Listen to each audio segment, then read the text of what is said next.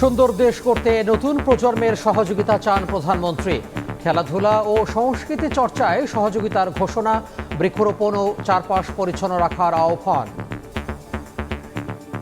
তুমি যত শক্তভাবে নিজেকে গড়ে তুলতে পারবে, তুমি তোমার বাংলাদেশকে তত সুন্দরভাবে গড়ে তুলতে পারবে।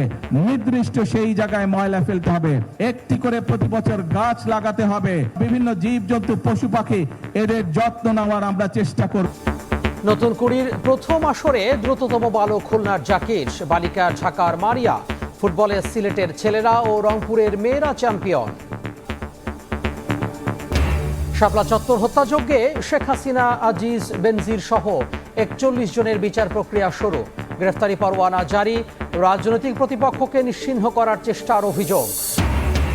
জামায়াত গণতান্ত্রিক দল কিনা প্রশ্ন মির্জা ফখরুলের, রাষ্ট্রপতি প্রার্থী চূড়ান্ত হবে দলীয় ফোরামে, তফসিল ইস্যুতে কাল ভারপ্রাপ্ত স্পিকারের সঙ্গে সিইসির সাক্ষাৎ।